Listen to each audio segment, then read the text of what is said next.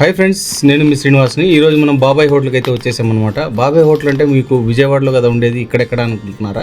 తిరుపతిలో కూడా కొత్తగా ఓపెన్ చేశారండి. ఇది వచ్చి మనకు తిరుపతిలో కపిల్ తీర్థం దగ్గర ఉండే జల్పాన్ హోటల్లో బాబాయ్ హోటల్ని కూడా ఓపెన్ చేశారు. మీరు ఇక్కడికి వచ్చారంటే మీకు అన్ని రకాల ఫుడ్ దొరుకుతుందన్నమాట. వీళ్ళ దగ్గర south Indian, north Indian, Chinese, tandoori, Italian లాంటి ఐటమ్స్ ఉంటాయి. అలాగే క్రీమ్ స్టోన్ లాంటి ఐస్ క్రీమ్ ఉంటుంది. మిఠాయి వాటిక లాంటి స్వీట్స్ ఉంటాయి.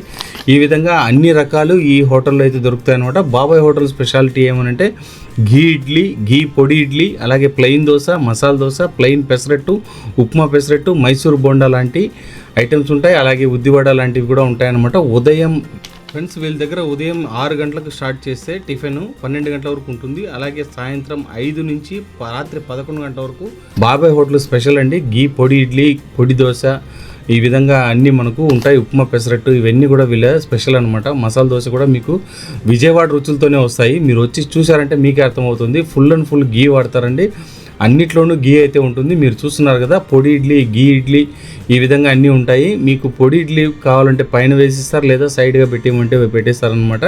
సాంబార్ కానీ, చట్నీ కానీ అన్నీ కూడా మీకు విజయవాడ టేస్టే ఉంటుంది. ఇక్కడ లోకల్ టేస్ట్ అయితే అనిపించదు మీకు. చాలా అంటే చాలా బాగుంటుంది. ఫుడ్ అయితే ఎక్సలెంట్ ఫుడ్ అండి. మీరు రండి, మీరు వస్తే మీకే అర్థమవుతుంది. అలాగే చాట్స్ ఐటమ్ కూడా ఉన్నాయండి వీళ్ళ దగ్గర. చాట్లో పావు బాజీ, దైవడ, గ్రిల్ శాండ్విచెస్ ఐటమ్స్ కూడా ఉన్నాయి.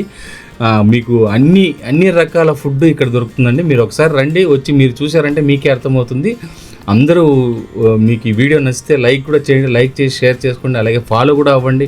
అలాగే మీ ఫ్రెండ్స్ ఉంటే మీ ఫ్రెండ్స్కి షేర్ చేయండి. వాళ్ళు వచ్చి టిఫిన్ చేసి వాళ్ళు కూడా ఒక మంచి సంతృప్తిని అయితే పొందుతారనమాట. చూసారు కదా, జనాభా అయితే ఫుల్గా ఉన్నారండి. ఫుల్గా బిజినెస్ అయితే జరుగుతుంది. మీరు వచ్చి చూసారంటే మీకే అర్థమవుతుంది.